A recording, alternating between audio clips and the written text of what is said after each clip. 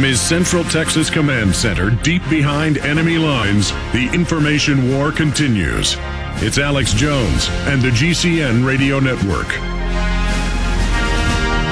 Folks, I don't like to tell inside baseball stories.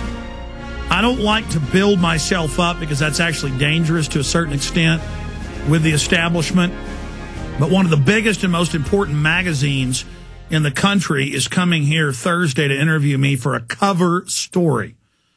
And I'm not going to talk about it until it's published. But the guy that is coming to interview me, I looked him up, and he's a top spy, a top former government spy chief. I mean, I have spy chiefs coming to interview me. And he said, it's not a hit piece, Mr. Jones. We know you refuse those. This is an assessment of you that the establishment wants. I mean, they're even honest with me on the phone. And when I tell you that I can be scuba diving in Honduras, I may take one trip a year to go scuba diving.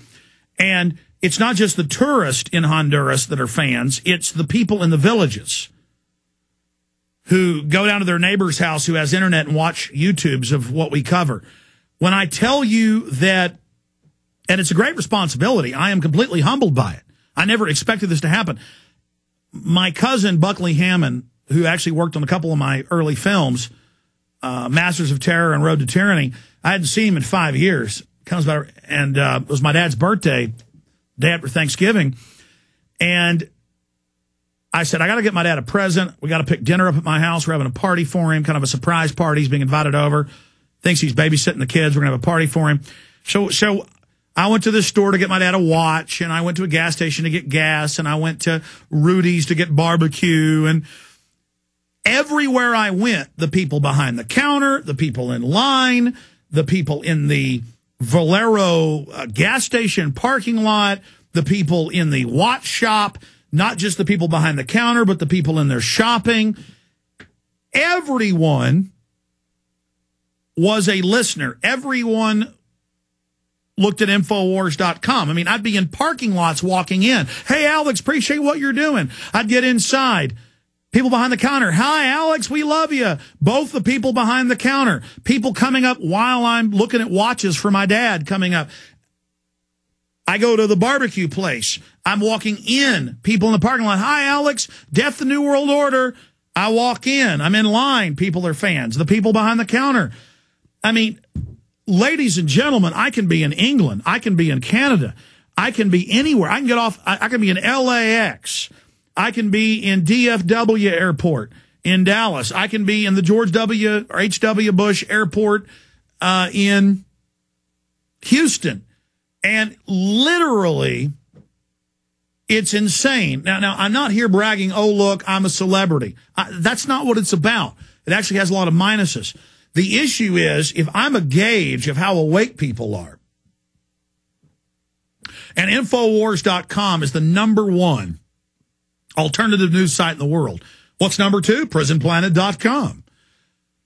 If we're #1 in radio listeners, and we're on AM and FM and growing, if mainline stations are now beginning to pick us up, big stations in big cities, not just mom and pops, who we love, this is quite a responsibility.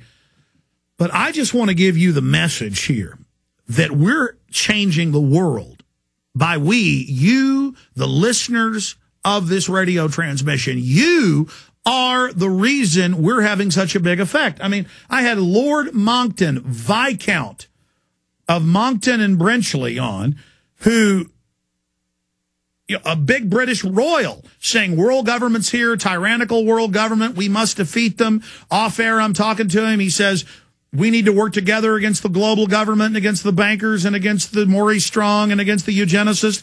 On air, he's saying it.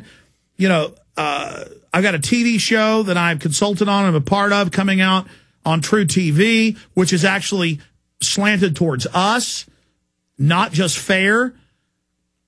I mean, it is crazy, but it's common sense. People within the establishment who aren't elitist, aren't globalists, but are part of the system, they're upset with what's happening because for 14 years, I have fought the New World Order. I have read their own documents on air. I have exposed them. I have told the truth. because I wanted justice. I never expected this to happen. And now, as everything we talked about came true, because I was reading the TV guide, I was reading the New World Order's own documents.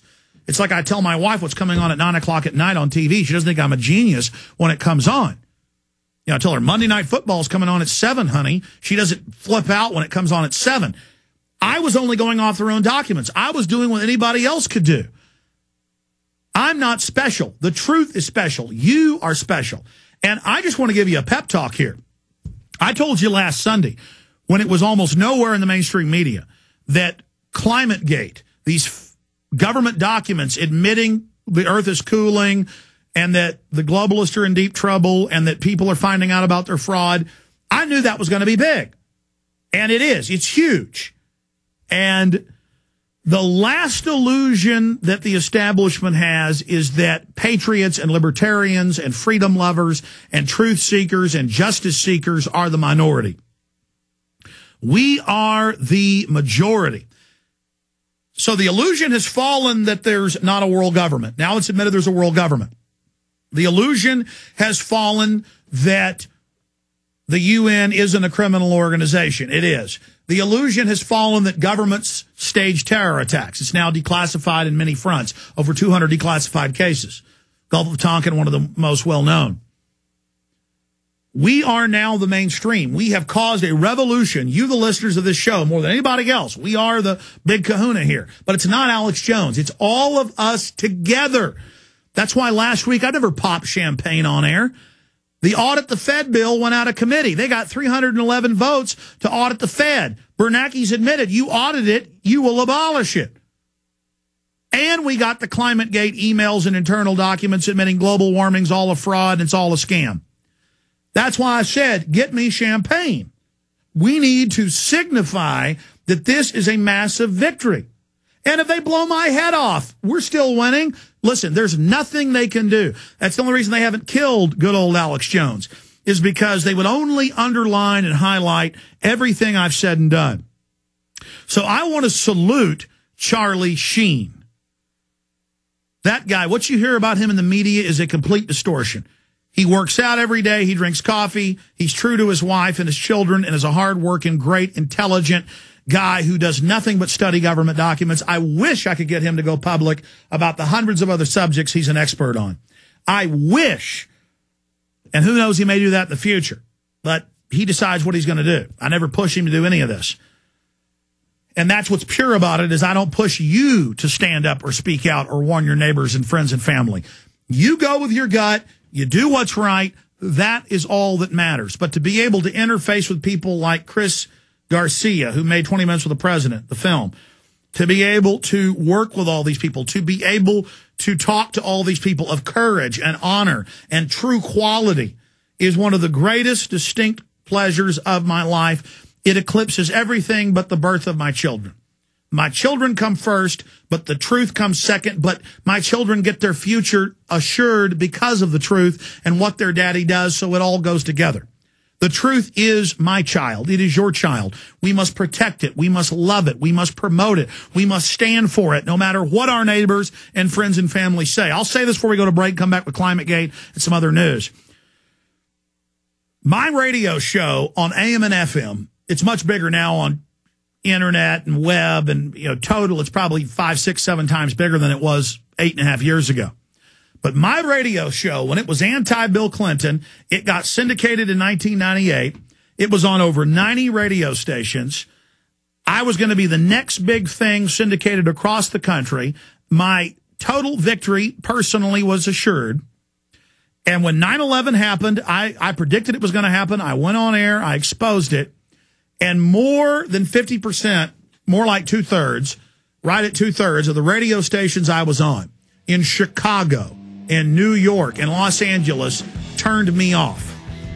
They called. They said, shut up about 9/11 being an inside job, or you're off the air. But I didn't shut up because the truth came first. And there are very few people who, in the face of monetary and career suicide, would say no to fraud or the truth. I told the truth, and this radio show is many times more successful now than it ever would have been. So that's a message to you. Tell the truth. The illusion created